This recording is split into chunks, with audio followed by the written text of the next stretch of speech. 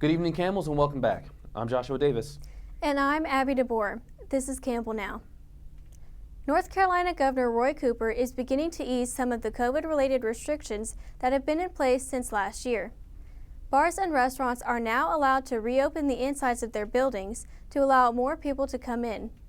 Businesses that were operating at 30% capacity no longer have a 100-person cap. This includes many outdoor businesses. Indoor arenas with the capacity of as many as 5,000 people will be able to open with up to 15% capacity as long as they follow safety protocols. The nightly curfew has also been lifted. The number of new cases continues to drop both locally and nationally. North Carolina's state tax revenues are up more than 17%, according to one estimate, and more than $4 billion is available in the state tax coffers. The money from sales and income taxes revenues rose after federal relief payments, and the previous federal stimulus bill gave $18 billion to households and $12.5 billion to businesses. The U.S. Senate is currently looking at another round of relief. The House of Representatives passed the $1.9 trillion coronavirus package this weekend. The bill now moves to the Senate, which may add, change, or limit some provisions. Families that make less than $200,000 a year or individuals that make less than $100,000 a year will be provided with direct payments worth up to $1,400 per person if the bill passes. Unemployed Americans would receive a weekly boost of $400. A third vaccine is rolling out this week. Johnson & Johnson received authorization to supply its COVID vaccine for emergency use. So far, it's the only vaccine administered by a single shot. The new vaccine was 72% effective in the U.S. clinical trials. Johnson & Johnson has pledged to provide the United States with 100 million doses by the end of June. There are an expected 16 million doses that will be available to the people by the end of March. The federal government is also paying the firm $10 a dose for a total of 100 million doses to be ready by the end of June. Our state is receiving 80,000 doses of the Johnson & Johnson vaccine. The vaccine will be free of charge to anyone that wants it. Wake County will receive a little over 5,000 doses. Wake County said it is already making plans to distribute the vaccine once it arrives, but the specific details are not yet known. UNC Health is expected to receive a little over 4,000 doses of the Johnson & Johnson vaccine this week.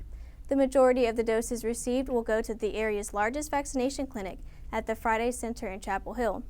Harnett County is only administering vaccines to individuals age 65 or older. Those who meet the requirements can submit a request form on Harnett County's official website, www.harnett.org. The United States and Iran are still in a standoff after last week's bombing in Syria. The strike comes in retaliation for rocket attacks on U.S. targets located in Iraq. The airstrike was the first known use of military force by the Biden administration. President Biden's decision appeared aimed at sending a signal to Iran and its proxies in the region. The strike was aimed at buildings used by the Iranian-backed militias. The aftermath saw a total of 9 structures destroyed and 2 structures partially destroyed. A giant iceberg bigger than New York City broke off of the Antarctic shelf. Scientists have been waiting for the ice to shift for more than 150 years. The iceberg is said to be 490 square miles. The research station likely will not be impacted by the break. The first indication of the break came last November when a crack known as the North Rift became active. Over the next couple of months, the iceberg may move farther away from the shelf, or it could run aground and remain close to Brunt Ice Shelf. We'll take a short break now. Madison and Drew will be back in a moment with sports.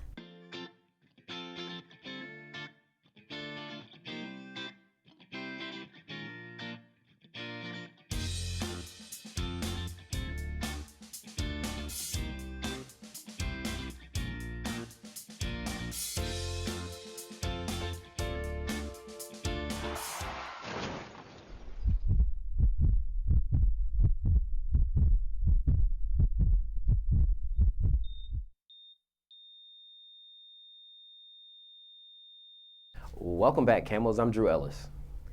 And I'm Madison Thompson. It was another busy week in the Creek for Campbell sports. Many teams opened up conference play at home. Baseball won 2 of their 3 games against Dayton this past weekend. Wrestling won their 3rd straight SoCon championship in Boone on Sunday, with 5 wrestlers securing their spots at Nationals. Finally, men's basketball will host Gardner-Webb at home on Monday, March 1st for their quarterfinal game. Keep an eye out for all Campbell teams as they compete at home and away this next week. In other sports news, a lot happened in college basketball for Week 14. Drew, who did you have as your team of the week? My team of the week goes to the Kansas Jayhawks. They beat number 2 Baylor with a 71-58 win, and they stopped an 18-game win streak that Baylor was having. I'm pretty sure that Baylor is going to drop from number 2 in the rankings, but we'll see what happens next week. But Madison, who was your team of the week? My team of the week was the Arkansas Razorbacks. They had one of the biggest SEC wins this season over Alabama. They hammered them in the second half, leading to an 81-66 win. And then again on Saturday, they had another dominant second half performance over LSU, which led them to an 83-75 win. That's now 9 straight SEC wins for the Razorbacks, and I think that they're starting to play some of their best basketball, so they will definitely be a team on my radar. This week had a lot of special performances. However, which player impressed you the most this week? My most impressive player definitely goes to Antoine Davis of the Detroit Mercy Titans.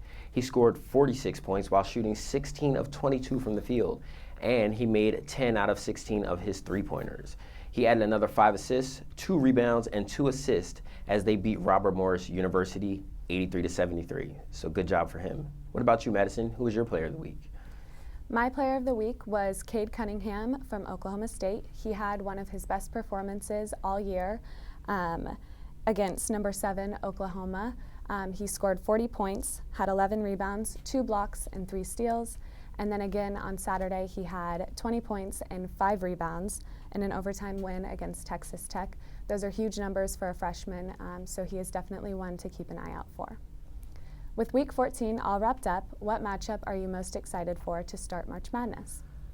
I am really looking forward to Illinois versus Ohio State. Illinois is now ranked 4th after their last win, and Ohio State slid 3 spots after they've gone on a 3-game losing streak. So Illinois is on a 2-game win streak, and they're averaging 81.2 points per game, while Ohio State is averaging 77.2.